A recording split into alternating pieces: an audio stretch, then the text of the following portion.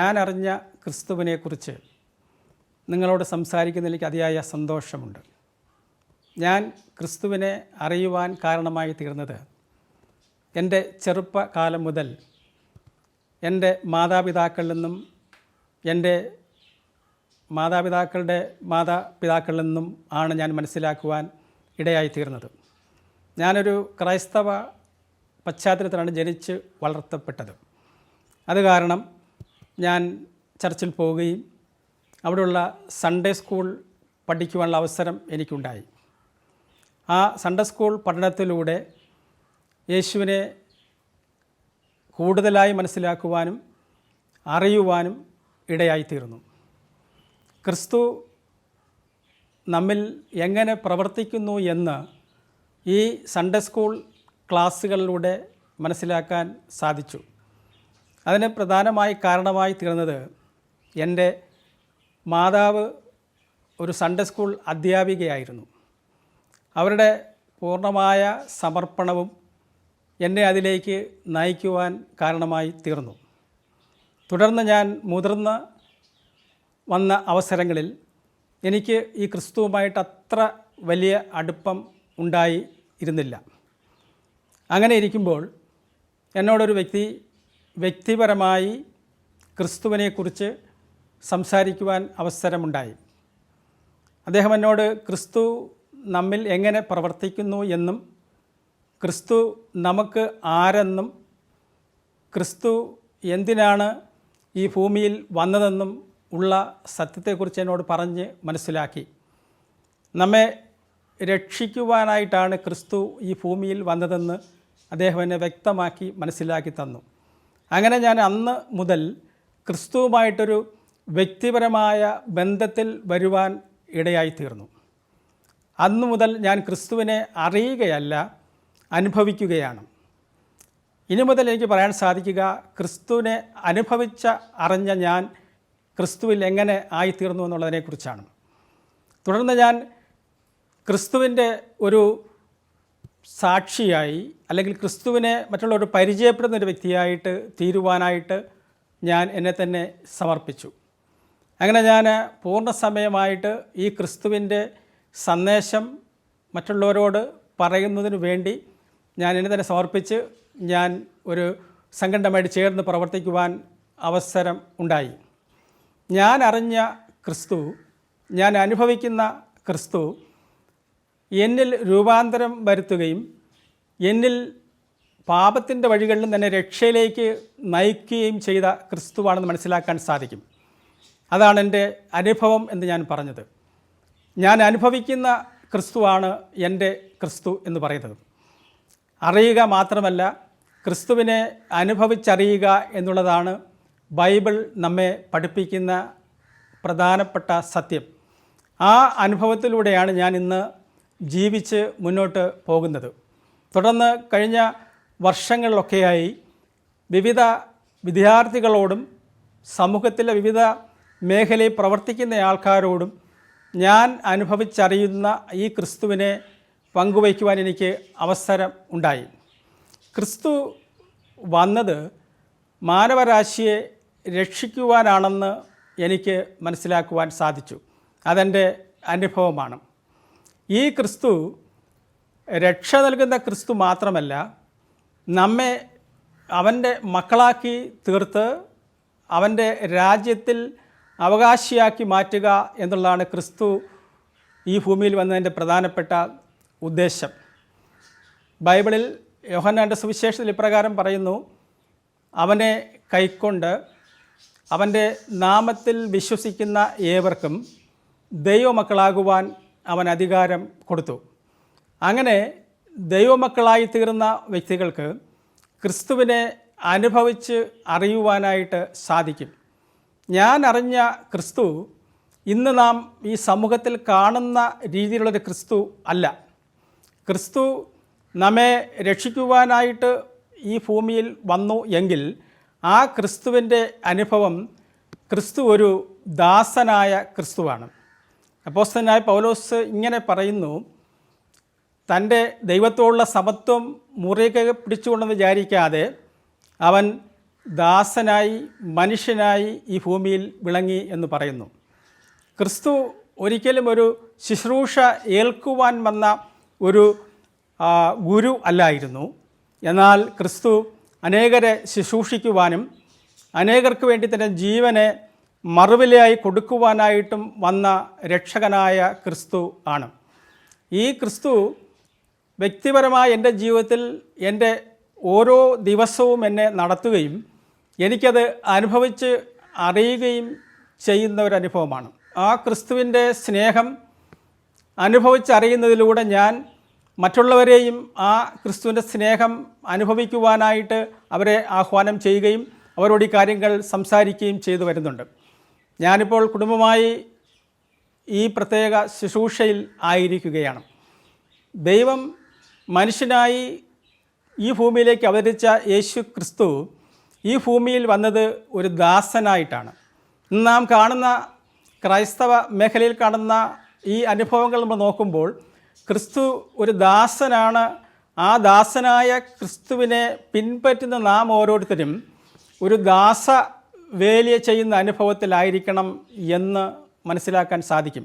നമ്മുടെ ജീവിതത്തിൽ മറ്റുള്ളവരെ ക്രിസ്തുവിലേക്ക് നേടണമെങ്കിൽ നാം ഒരു ദാസനായി തീരണം എന്ന് ബൈബിൾ നമ്മെ പഠിപ്പിക്കുന്നു. ഞാൻ അറിഞ്ഞ ക്രിസ്തു ഒരു ദാസനായ ക്രിസ്തുവാണ് ഒന്നാമതായിട്ട്. അതുപോലെ തന്നെ ക്രിസ്തു ഈ ഭൂമിയിൽ വന്നത് ബൈബിളിൽ അപ്പോസ്തലനായ പൗലോസ് പറയുന്നു, സമ്പന്നനായ ക്രിസ്തു നമ്മെ നേടുവാനായിട്ട് ദരിദ്രനായി തീർന്നു എന്ന് ബൈബിൾ നമ്മെ പഠിപ്പിക്കുന്നു. ഞാനറിഞ്ഞ ക്രിസ്തു എന്നെ സമ്പന്നനാക്കി മാറ്റുവാൻ ദരിദ്രനായി മാറിയെങ്കിൽ ഞാൻ ആ ക്രിസ്തുവിനെ പിൻപറ്റുന്നത് എൻ്റെ ജീവിതത്തിൻ്റെ ഏറ്റവും വലിയ അനുഭവമാണ്. നമ്മൾ ഓരോരുത്തരും സമ്പന്നതയിലേക്ക് എത്തിച്ചേരുവാനാണ് ജനമൊക്കെ ആഗ്രഹിക്കുന്നത്. സമ്പന്നത തെറ്റല്ല, എന്നാൽ സമ്പന്നനായ ക്രിസ്തുവിനെ പിൻപറ്റുന്ന ഓരോരുത്തരും ആ സമ്പന്നനായ ക്രിസ്തു ദരിദ്രനായി തീർന്ന അനുഭവത്തെക്കുറിച്ച് വ്യക്തമായി ഓർത്തുകൊണ്ട് ക്രിസ്തുവിനെ നമ്മൾ പിൻപറ്റേണ്ടത് ആവശ്യമാണ്. ഞാൻ അറിഞ്ഞ ക്രിസ്തു എൻ്റെ ജീവിതത്തിൽ എല്ലാം ആയിരുന്നു എന്ന് എനിക്ക് അനുഭവിച്ചറിയുവാനായിട്ട് സാധിക്കും. ഈ ക്രിസ്തു ഭൂമിയിലായിരുന്നപ്പോൾ അവൻ പാപികളെയും ചുങ്കക്കാരെയും വേശ്യകളെയും അതുപോലെ സമൂഹത്തിൽ അവഗണിക്കപ്പെട്ട വ്യക്തികളെയൊക്കെ സ്നേഹിച്ച ഒരു ക്രിസ്തുവാണ്. അവരെ മാറോടണച്ച ഒരു ക്രിസ്തുവാണ്. സമൂഹത്തിൽ അദ്ദേഹത്തിന് ഈ ഒരു കാര്യം നിമിത്തം അവഗണനയും അതുപോലെ തന്നെ പിന്തള്ളപ്പെടലുമൊക്കെ ഉണ്ടായെങ്കിലും ക്രിസ്തു അതിനൊരിക്കലും വശംവദരാകാതെ ഇങ്ങനെ സമൂഹത്തിൽ തകർന്ന അനുഭവത്തിലുള്ള ആൾക്കാരോട്, രോഗികളോട്, അതുപോലെ തന്നെ മറ്റിതര പ്രയാസമനുഭവിക്കുന്നവരോട്, സ്ത്രീകളോട്, കുട്ടികളോട്, മറ്റ് പുറജാതിക്കാരായ ആൾക്കാരോട് സമൂഹം വിലക്ക് കൽപ്പിച്ച എല്ലാ വിലക്കുകളെയും ലംഘിച്ചുകൊണ്ടാണ് ഞാനറിഞ്ഞ ക്രിസ്തു ബൈബിളിൽ പ്രവർത്തിച്ചതെന്ന് മനസ്സിലാക്കാനായിട്ട് സാധിക്കും. ഇന്നും ക്രിസ്തു പ്രവർത്തിക്കുന്നത് അങ്ങനെയുള്ള ആൾക്കാരുടെ ഇടയിലാണെന്ന് മനസ്സിലാക്കാൻ സാധിക്കും. ഞാനറിഞ്ഞ ക്രിസ്തു ഒരിക്കലും ഒരു ഉയർന്ന അനുഭവത്തിൽ മാത്രം കഴിയുന്ന ക്രിസ്തുവല്ല. എല്ലാ മേഖലയിലുമുള്ള ആൾക്കാരെ ക്രിസ്തുവിൻ്റെ ഭാഗത്തേക്ക് കൊണ്ടുവരുവാനായിട്ട് പ്രവർത്തിക്കുന്ന വ്യക്തികളിലൂടെ ഇന്നും പ്രവർത്തിച്ചു കൊണ്ടിരിക്കുന്നു. ഞാനറിഞ്ഞ ക്രിസ്തു ഒരിക്കലും സമൂഹത്തിൽ അവഗണിക്കപ്പെട്ടവരെ ഒരിക്കലും തള്ളിക്കളയുന്ന ഒരനുഭവത്തിലല്ല, ഏത് അനുഭവത്തിലുള്ള ആൾക്കാരെയും രക്ഷിക്കുന്ന ക്രിസ്തുവാണ് ഞാൻ അറിഞ്ഞ് അനുഭവിക്കുന്ന ക്രിസ്തു. നാം ഓരോരുത്തരും ഈ ക്രിസ്തുവിനെ അറിഞ്ഞ് അനുഭവിച്ച് മുന്നോട്ട് പോകുന്നുവെങ്കിൽ ക്രിസ്തുവിൻ്റെ ഈ രീതിയിലുള്ള സ്വഭാവം നമുക്ക് പകർത്തുവാനായിട്ട് സാധിക്കും. ക്രിസ്തു നമ്മിൽ പ്രവർത്തിക്കുന്നത് വളരെ ശക്തമായും വ്യക്തമായും മനസ്സിലാക്കുവാനായിട്ട് സാധിക്കും. ഈ ക്രിസ്തുവിനെ നാം ഓരോരുത്തരും ആ അളവിൽ ഉൾക്കൊള്ളുന്നുവെങ്കിൽ ഞാൻ അറിഞ്ഞ ക്രിസ്തു നിങ്ങളിലും അതൊരു അനുഭവമാക്കി മാറ്റുവാൻ ഇടയായി തീരും.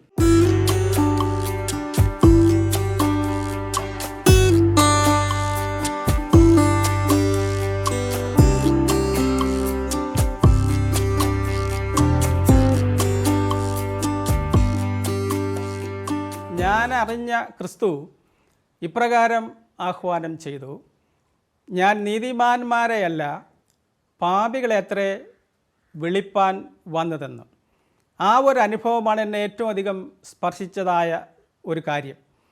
ക്രിസ്തു ഒരിക്കലും നീതിമാന്മാരുടെയോ ഭക്തരുടെയോ പുറകെ പോകുന്നൊരനുഭവത്തിലല്ല, പിന്നെയോ പാപികളായ ഓരോ വ്യക്തിയെയും ആ നീതിയിലേക്ക് നയിക്കുന്നതിന് വേണ്ടി പ്രവർത്തിക്കുന്ന ഒരു ക്രിസ്തുവാണെന്ന് മനസ്സിലാക്കാൻ സാധിക്കും.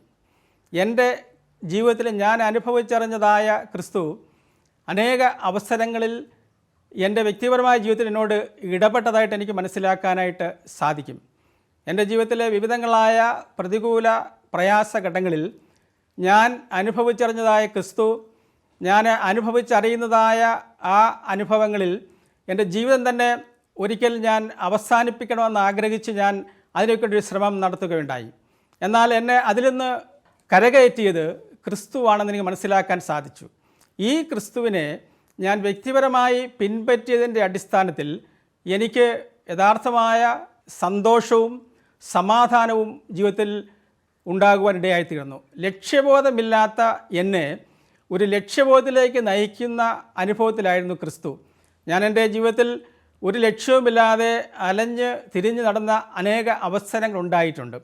എന്നാൽ ഞാൻ അറിഞ്ഞ ക്രിസ്തു എന്നെ ലക്ഷ്യത്തിലേക്കും അതുപോലെ എന്നെ നല്ല അനുഭവത്തിലേക്കും സന്തോഷത്തിലേക്കും നയിക്കുന്ന ഒരു ക്രിസ്തുവാണെന്ന് എനിക്ക് അനുഭവിച്ചറിയുവാനായിട്ട് ഇടയായി തീർന്നിട്ടുണ്ട്. ഈ ക്രിസ്തു നമ്മെ ഈ ഭൂമിയിൽ ആക്കിയിരിക്കുന്നത് ക്രിസ്തുവിൻ്റെ ഈ സന്ദേശം നമ്മിലൂടെ നമ്മുടെ ജീവിതത്തിലൂടെ മറ്റുള്ളവരോട് അറിയിക്കുന്നതിന് വേണ്ടിയാണ്. നാം അറിയിക്കുന്നത് നമ്മുടെ ജീവിതത്തിൻ്റെ അനുഭവങ്ങളിലൂടെ, നമ്മുടെ ജീവിതത്തിൻ്റെ പ്രവർത്തനങ്ങളിലൂടെ ആണെന്ന് മനസ്സിലാക്കുവാനായിട്ട് സാധിക്കും. ഞാൻ അറിഞ്ഞ ക്രിസ്തു ഒരിക്കലും എന്നെ തള്ളിക്കളയുന്ന ഒരു ക്രിസ്തുവല്ല. ഞാൻ അറിഞ്ഞ ക്രിസ്തു എന്നെ കൂടെ നടന്ന് എന്നെ രക്ഷിക്കുന്നതായ ക്രിസ്തുവാണ്. ക്രിസ്തുവിൻ്റെ പേര് തന്നെ ഇമ്മാനുവേൽ എന്നാണ്. ഇമ്മാനുവേൽ എന്ന് പറഞ്ഞു കഴിഞ്ഞാൽ ദൈവം നമ്മോട് കൂടെ എന്ന് മനസ്സിലാക്കാനായിട്ട് സാധിക്കും. ദൈവം നമ്മോട് കൂടെ. ദൈവം ഒരിക്കലും ഒരു അകലങ്ങളിലോ ഉയരങ്ങളിലോ ഇരിക്കുവാൻ ആഗ്രഹിക്കുന്നില്ല. ഞാൻ അറിഞ്ഞ ക്രിസ്തു ഇമ്മാനുവേലായി എന്നോട് ഒപ്പം കൂടെയുണ്ട്. ആ ക്രിസ്തുവിനെയാണ് ഞാൻ പിൻപറ്റുന്നത്. ഞാൻ അറിഞ്ഞും അനുഭവിച്ചും അറിയുന്ന ക്രിസ്തു എൻ്റെ ജീവിതത്തിൽ പ്രവർത്തിക്കുന്നത് വളരെ അർത്ഥവത്തായി എനിക്ക് മനസ്സിലാക്കുവാനും എൻ്റെ ജീവിതം ക്രിസ്തുവിന് വേണ്ടി സമർപ്പിതമായി ഞാൻ അറിഞ്ഞ ക്രിസ്തുവിനെ മറ്റുള്ളവരെ അറിയിക്കുന്നതിനും എനിക്ക് അവസരങ്ങൾ ഉണ്ടായിട്ടുണ്ട്. എൻ്റെ ജീവിതത്തിൻ്റെ അനുഭവങ്ങളിൽ അനേക ചെറുപ്പക്കാരോട്, അനേക വിദ്യാർത്ഥികളോട് ഞാൻ അറിഞ്ഞ ക്രിസ്തുവിനെ എൻ്റെ ജീവിതത്തിലൂടെ അവതരിപ്പിക്കുവാനും എൻ്റെ ജീവിതത്തിലൂടെ അറിയിക്കുവാനും എനിക്ക് അവസരം ഉണ്ടായിട്ടുണ്ട്. ഞാൻ അറിഞ്ഞ എൻ്റെ ക്രിസ്തു എൻ്റെ ജീവിതത്തിൽ എല്ലാമാണെന്ന് എനിക്ക് പറയുവാനായിട്ട് സാധിക്കും. ഞാൻ അറിഞ്ഞ ക്രിസ്തു ഭൂമിയിൽ വന്നത് മാനവരാശിയെ സ്നേഹിക്കുവാനായിട്ടാണ്. ക്രിസ്തു ഇങ്ങനെ പറയുന്നു, ഞാൻ ഭൂമിയിൽ വന്നത് അവരെ സ്നേഹത്തിലേക്ക് നയിക്കുവാനാണെന്നാണ് ക്രിസ്തുവിൻ്റെ ആഹ്വാനം. തൻ്റെ ഏകജാതനായ പുത്രൻ്റെ നാമത്തിൽ വിശ്വസിക്കുന്ന ഏവർക്കും ദൈവത്തിൻ്റെ സ്നേഹവും രക്ഷയും അനുഭവിക്കുവാനായിട്ട് സാധിക്കും. ക്രിസ്തു സ്നേഹത്തിൻ്റെ ഒരു വക്താവായിരുന്നു. ക്രിസ്തുവിൻ്റെ ഗിരിപ്രഭാഷണ ഭാഗങ്ങൾ നമ്മൾ പഠിക്കുമ്പോൾ ക്രിസ്തു ഇങ്ങനെ പറയുന്നു, സ്നേഹം, ദയ, സൗമ്യത, താഴ്മ, വിനയം, വിവിധമായ ഗുണങ്ങൾ നമ്മിൽ ഉണ്ടാകണമെന്ന് പറയുന്നു. അങ്ങനെയാണെങ്കിൽ സൗമ്യത ഉള്ളവർക്കാണ് ദൈവരാജ്യം അവകാശമാക്കുവാൻ സാധിക്കുന്നതെന്ന് ക്രിസ്തു പറയുന്നു. ക്രിസ്തുവിനെ നാം അനുഭവിച്ചറിയണമെങ്കിൽ നമ്മുടെ ജീവിതത്തിൽ ഹൃദയശുദ്ധി ഉള്ളവരായിരിക്കണം എന്നും ഗിരിപ്രഭാഷണത്തിൽ ക്രിസ്തു നമ്മെ ഓർപ്പിക്കുന്നു. ക്രിസ്തുവിൻ്റെ ഈ വിധമായ ഗിരിപ്രഭാഷണം എന്ന് പറയുന്നത് സമൂഹത്തിലെ ഉന്നതരായ വ്യക്തികളെയൊക്കെ മാറ്റിമറിക്കപ്പെട്ട സന്ദേശങ്ങളാണ് അതിൽ നമുക്ക് മനസ്സിലാക്കാൻ സാധിക്കുക. എൻ്റെ ജീവിതത്തിലും ക്രിസ്തുവിൻ്റെ ഈ ഗിരിപ്രഭാഷണങ്ങൾ വളരെ സ്വാധീനിച്ച അനേക വാക്യങ്ങൾ ഉണ്ടെന്ന് മനസ്സിലാക്കാൻ സാധിക്കും.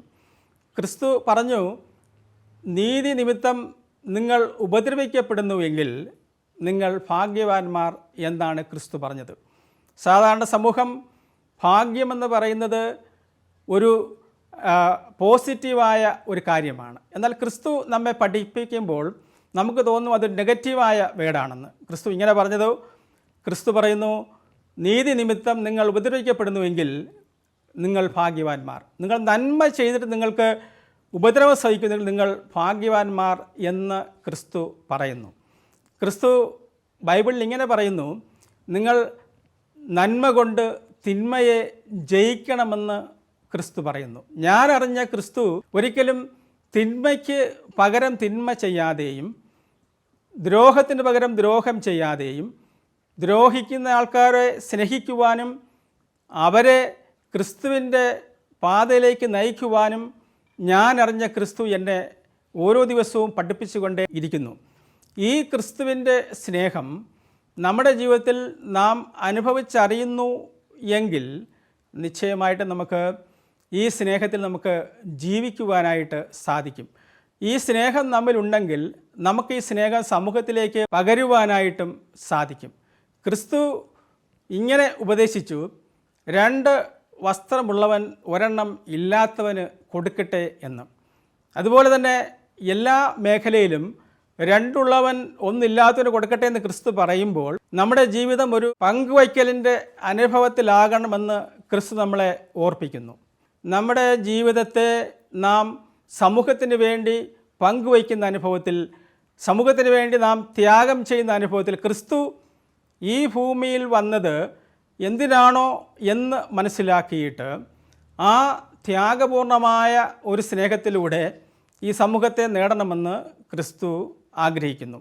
ഞാൻ അറിഞ്ഞ ക്രിസ്തു, എൻ്റെ ജീവിതത്തിൽ ഞാൻ അനുഭവിക്കുന്ന ക്രിസ്തു ഈ വിധമായ ത്യാഗപൂർണമായ അനുഭവത്തിൽ കഴിയുവാൻ എന്നെ ഓരോ ദിവസവും പ്രോത്സാഹിപ്പിക്കുകയും ശക്തീകരിക്കുകയും ചെയ്യുന്ന അനുഭവമാണെന്ന് മനസ്സിലാക്കാൻ സാധിക്കും. ഞാൻ അറിഞ്ഞ ക്രിസ്തു എൻ്റെ ജീവിതത്തിൻ്റെ എല്ലാ മേഖലകളിലും ക്രിസ്തുവിൻ്റെ സ്നേഹം മനസ്സിലാക്കുവാനായിട്ട് ക്രിസ്തു എന്നെ സഹായിച്ചുകൊണ്ടേയിരിക്കുന്നു. ക്രിസ്തുവിൻ്റെ കൽപ്പന ഇങ്ങനെ പറയുന്നു, നിങ്ങൾ പൂർണ്ണ ഹൃദയത്തോടും പൂർണ്ണ മനസ്സോടും പൂർണ്ണ ശക്തിയോടും ദൈവത്തെ സ്നേഹിക്കുക, അതുപോലെ തന്നെ നിൻ്റെ കൂട്ടുകാരനെ സ്നേഹിക്കുക, ഒപ്പം നിൻ്റെ ശത്രുക്കളെയും സ്നേഹിക്കുവാനായിട്ട് ക്രിസ്തു നമ്മളെ ഓർപ്പിക്കുന്നു. ക്രിസ്തു ഭൂമിയിൽ ജാതം ചെയ്യുമ്പോൾ തന്നെ മാനവരാശിയുടെ രക്ഷയ്ക്ക് വേണ്ടി ക്രിസ്തുവിനെ ക്രൂശിൽ തറയ്ക്കുമെന്നും ആ ക്രൂശിൽ തറച്ച ക്രിസ്തു 3-ാം നാൾ ഉയർത്തെഴുന്നേൽക്കുമെന്നും ബൈബിൾ നമ്മളെ ഓർപ്പിക്കുന്നു. ക്രിസ്തു ക്രൂശിൽ വെച്ച് തൻ്റെ അനുഭവത്തിൽ നമുക്ക് മനസ്സിലാക്കാൻ സാധിക്കുക വ്യത്യസ്തമായ ഒരു ജീവിതാനുഭവമാണ് മനസ്സിലാക്കാൻ സാധിക്കും. ക്രിസ്തു ക്രൂശിൽ വെച്ച് ഇങ്ങനെ പ്രാർത്ഥിച്ചു, ഇവർ ചെയ്യുന്നതിന് ഇന്നതെന്നറിയായതുകൊണ്ട് ഇവരോട് ക്ഷമിക്കണമേ എന്ന് കർത്താവിനോട് പ്രാർത്ഥിച്ചു. ഇന്ന് ലോകത്തിലെ ഒരു ആശയത്തിനും പറയുവാൻ കഴിയാത്തൊരാശയമാണിത്. തന്നെ കൊല്ലുന്നവരെ അവർക്ക് വേണ്ടി പ്രാർത്ഥിക്കുവാനും അവരോട് പിതാവായ ദൈവമേ ഇവരോട് ക്ഷമിക്കണമേ എന്ന് പറയുവാനും ക്രിസ്തു ക്രൂശിൽ വെച്ച് തൻ്റെ അനുഭവമാക്കി മാറ്റി. ഞാൻ അറിഞ്ഞ ക്രിസ്തു തൻ്റെ ജീവിതത്തിൽ ക്രൂശിനെ നേരിടുന്ന അനുഭവത്തിൽ ഇങ്ങനെ പറയുന്നു, നിങ്ങൾ എനിക്ക് വേണ്ടി കരയേണ്ട, നിങ്ങൾക്ക് വേണ്ടിയും നിങ്ങളുടെ മക്കൾക്ക് വേണ്ടിയും കരയുവാനായിട്ടാണ് ക്രിസ്തു പറയുന്നത്. അപ്പോൾ ഞാൻ അറിഞ്ഞ ക്രിസ്തു ക്രൂശിൽ വെച്ച് ഇടത്തും വലത്തുമായി ക്രൂശിച്ച 2 കള്ളന്മാരുണ്ടായിരുന്നു. ഒരേ തെറ്റ് ചെയ്ത 2 പേരെ അന്നത്തെ രാജ്യത്തിൻ്റെ നിയമപ്രകാരം ക്രിസ്തുവിനോടൊപ്പം ചേർത്ത് ക്രൂശിച്ചു. എന്നാൽ ക്രിസ്തു ക്രൂശ് അനുഭവിക്കുമ്പോൾ പീലാത്തോസ് പറഞ്ഞത് ഈ നീതിമാൻ്റെ രക്തത്തിൽ എനിക്ക് പങ്കില്ല എന്നാണ്. അതുകൊണ്ട് ക്രൂശിൽ വച്ച് ഞാൻ അറിഞ്ഞ ക്രിസ്തു 2 കള്ളന്മാരെയും ഒരുപോലെ സ്നേഹിച്ചു. എന്നാൽ ഒരുവൻ മാത്രമേ ക്രിസ്തുവിനോട് പ്രാർത്ഥിച്ച് പർദീസ സ്വന്തമാക്കിയുള്ളൂ. ഈ മരണകരമായ അനുഭവത്തിലും ഒരു മനുഷ്യൻ വളരെ ക്രൂരനായി ക്രിസ്തുവിനെ നിന്ദിക്കുന്ന അനുഭവമാണ് കാണുവാൻ സാധിക്കുക. എന്നാൽ ഒരു കള്ളൻ തൻ്റെ പാപങ്ങളെ ഏറ്റുപറഞ്ഞ് ക്രിസ്തുവിനോട് ഇങ്ങനെ പറയുന്നു, ക്രിസ്തുവേ നീ രാജ്യത്വം പ്രാപിച്ചു വരുമ്പോൾ എന്നെയും ഓർക്കണമേ എന്ന് പ്രാർത്ഥിച്ചു. അപ്പോൾ ക്രിസ്തുവിനോട് കൊടുക്കുന്ന വാഗ്ദാനമാണ്, ഇന്ന് നീ എന്നോടുകൂടെ പർദീസയിൽ ഇരിക്കുമെന്ന്. ഞാൻ അറിഞ്ഞ ക്രിസ്തു തൻ്റെ മരണകരമായ അനുഭവത്തിൽ പിതാവിൻ്റെ കരങ്ങളിൽ തൻ്റെ ആത്മാവിനെ ഏൽപ്പിച്ച് തല ചായ്ച്ച് മരിച്ചു എന്നാണ് നമ്മൾ വേദപുസ്തകം മനസ്സിലാക്കുന്നത്. ക്രിസ്തുവിനെ ക്രൂശിച്ച് ആ ക്രൂശിൽ നിന്ന് ഇറക്കി കല്ലറയിൽ അടക്കപ്പെട്ട ഞാൻ അറിഞ്ഞ ക്രിസ്തു ആ കല്ലറയിൽ ഒതുങ്ങിയിരുന്നില്ല എന്ന് മനസ്സിലാക്കാൻ സാധിക്കും. ഞാൻ അറിഞ്ഞ ക്രിസ്തുവിനെ മൂന്നാം നാൾ കല്ലറയ്ക്കൽ സ്ത്രീകൾ സുഗന്ധവർഗവുമായി കാണുവാനായിട്ട് ചെല്ലുന്നു. ആ സമയത്ത് ക്രിസ്തു അവിടെ ഇല്ല. എന്നാൽ അവർ വളരെയധികം സങ്കടത്തോടുകൂടെ ശിഷ്യന്മാരെ വിവരം അറിയിക്കുവാനായിട്ട് തിരികെ വരുന്ന അനുഭവത്തിൽ ക്രിസ്തു അവർക്ക് പ്രത്യക്ഷമായി ഇങ്ങനെ പറയുന്നു, നിങ്ങൾക്ക് സമാധാനം എന്ന്. ആ ഞാനറിഞ്ഞ ക്രിസ്തു ശിഷ്യന്മാർക്ക് പല അവസരങ്ങളിലായി പ്രത്യക്ഷനായെന്ന് മനസ്സിലാക്കാൻ സാധിക്കും. മരിച്ച ക്രിസ്തുവിനെ കണ്ടാൽ മാത്രമേ ഞാൻ വിശ്വസിക്കൂ എന്ന് പറഞ്ഞ തോമസിനോട് ക്രിസ്തു ഇങ്ങനെ പറയുന്നു, നിന്റെ കൈകൾ നീട്ടി എൻ്റെ വിലാപ്പുറത്ത് എൻ്റെ കയ്യിലെ ആണിപ്പഴുതുകളിൽ ഇടുവാനായിട്ട് പറയുമ്പോൾ തോമസ് പറയുന്നു, എൻ്റെ കർത്താവും എൻ്റെ ദൈവവുമായുള്ളവേ എന്ന്. ഞാൻ അറിഞ്ഞ ക്രിസ്തു എൻ്റെ കർത്താവാണ്, എൻ്റെ ദൈവമാണ്. ഈ ക്രിസ്തു മടങ്ങി വരുമെന്ന് സ്വർഗാരോഹണം ചെയ്യുമ്പോൾ ശിഷ്യന്മാരെ നോക്കിക്കൊണ്ട് ദൂതന്മാർ പ്രഖ്യാപിക്കുന്നു, ഗലീല പുരുഷന്മാരെ, നിങ്ങൾ ആകാശത്തിൽ നോക്കി നിൽക്കുന്നതെന്ത്? നിങ്ങളെ വിട്ട് സ്വർഗാരോഹണം ചെയ്ത ഈ ക്രിസ്തു നിങ്ങൾ പോകുന്നവനായി എങ്ങനെ കാണുന്നുവോ അതുപോലെ തന്നെ മടങ്ങി വന്ന് നമ്മെ ചേർക്കുമെന്ന് അവർക്ക് വാഗ്ദാനം കൊടുക്കുകയാണ്.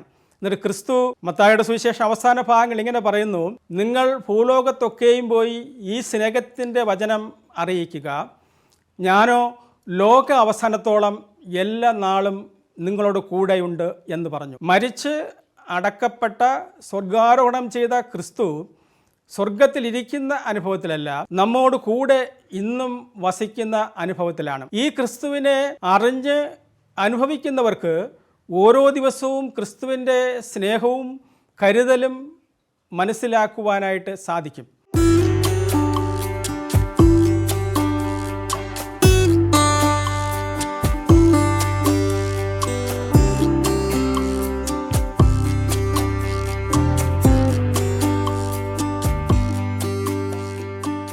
ഞാൻ അറിയുന്ന, ഞാൻ കാണുന്ന ക്രിസ്തു നമ്മെ പഠിപ്പിച്ചത് അനേക ഉപമകളിലൂടെയാണ്. ഉപമകൾ മനുഷ്യനെ അന്നത്തെ സാഹചര്യത്തിൽ മനസ്സിലാക്കി കൊടുക്കുവാനായിട്ട് ക്രിസ്തു പറഞ്ഞതാണ്. ക്രിസ്തു പറഞ്ഞ ഒരു പ്രധാനപ്പെട്ട ഉപമ എന്താണെന്ന് ചോദിച്ചു കഴിഞ്ഞാൽ സ്വർഗരാജ്യത്തെക്കുറിച്ചാണ്. സ്വർഗരാജ്യം ഒരു വയലിൽ വിത്ത് വിതയ്ക്കാൻ പോയ മനുഷ്യനോട് സദൃശ്യം എന്ന് പറയുന്നു. തൻ്റെ ദാസന്മാരെ വിളിച്ചിട്ട് യജമാനൻ വിത്ത് വിതയ്ക്കുവാനായിട്ട് പറഞ്ഞയക്കുന്നു. എന്നാൽ ദാസന്മാർ വിത്ത് വിതച്ചിട്ട് മടങ്ങി വന്നിട്ട് അവർ അല്പം വിശ്രമിച്ചു. അവർ തിരികെ ദിവസങ്ങൾ കഴിഞ്ഞ് ചെന്ന് നോക്കുമ്പോൾ വിത്ത് വിള മാത്രമല്ല കളയും ഒപ്പം വളരുന്നത് കണ്ടു. ഇത് യജമാനനോട് അറിയിച്ചപ്പോഴേക്കും യജമാനൻ പറഞ്ഞു, കളയും വിളയും ഒരുപോലെ വളരട്ടെ. കള പറിക്കുമ്പോൾ അത് വിളയ്ക്ക് ദോഷം സംഭവിക്കും. അതുകൊണ്ട് രണ്ടും ഒരുപോലെ വളരട്ടെ. കൊയ്ത്തോളം വളരുമ്പോൾ നമുക്കതിനെ വേർതിരിക്കാം എന്ന് ക്രിസ്തു അവരോട് പറഞ്ഞു. ഈ ഉപമ പറയുന്നത് എന്താണെന്ന് ചോദിച്ചു കഴിഞ്ഞാൽ, ഈ വയൽ എന്ന് പറയുന്നത് നമ്മുടെ സഭയെക്കുറിച്ചാണ്, അല്ലെങ്കിൽ ദൈവരാജ്യത്തെക്കുറിച്ചാണ്. ദൈവരാജ്യത്തിൻ്റെ ഒരു പതിപ്പാണ് ഇന്ന് നാം കാണുന്ന സഭകൾ. ഈ സഭയിൽ നല്ലതും ചീത്തയുമായ കാര്യങ്ങളുണ്ട്. എന്നാൽ അത് അങ്ങനെ തന്നെ മുന്നോട്ട് പോകട്ടെ. ക്രിസ്തുവിൻ്റെ വരവെങ്കിൽ ഇതിനെ വേർതിരിക്കുന്ന ഒരു അനുഭവം ഉണ്ടാകും എന്ന് ക്രിസ്തു അവരെ ഓർപ്പിക്കുന്നു. ഞാൻ അറിഞ്ഞ ക്രിസ്തു അനേക അവസരങ്ങളിൽ ഉപമകളിലൂടെ ജനത്തെ അനേക സത്യങ്ങൾ പഠിപ്പിക്കുവാനായിട്ട് ക്രിസ്തു ശ്രമിച്ചു. അതുകൊണ്ട് പ്രിയരെ, ഞാൻ അറിഞ്ഞ ക്രിസ്തു എൻ്റെ ജീവിതത്തിൻ്റെ അനുഭവത്തിൽ വളരെ ഒരു മാതൃകാ പുരുഷനാണ്, എനിക്കൊരു വഴികാട്ടിയാണ്. ക്രിസ്തു ഇങ്ങനെ പറഞ്ഞു, ഞാൻ തന്നെ വഴിയും സത്യവും ജീവനുമാകുന്നു എന്ന് പറഞ്ഞു. ഞാൻ തന്നെ വഴിയും സത്യവും ജീവനുമാകുന്നു. യഥാർത്ഥ വഴി, യഥാർത്ഥ സത്യം, യഥാർത്ഥ ജീവൻ, ഇത് പ്രാപിക്കുവാനായിട്ട് ഞാൻ അറിഞ്ഞ ക്രിസ്തു എന്നെ ഓരോ ദിവസവും എന്നോട് സംസാരിക്കുകയും എന്നെ കൈപിടിച്ച് നടത്തുകയും ചെയ്യുന്നു എന്നെനിക്ക് വ്യക്തമായിട്ട് മനസ്സിലാക്കാനായിട്ട് സാധിക്കും. ഞാൻ അറിഞ്ഞ ക്രിസ്തു, ഞാൻ അനുഭവിക്കുന്ന ക്രിസ്തു നിങ്ങൾക്കും ഒരനുഭവമായി തീരട്ടെ എന്ന് ഞാൻ പ്രാർത്ഥിച്ചുകൊണ്ട് എൻ്റെ വാക്കുകളെ അവസാനിപ്പിക്കുകയും ചെയ്യുന്നു.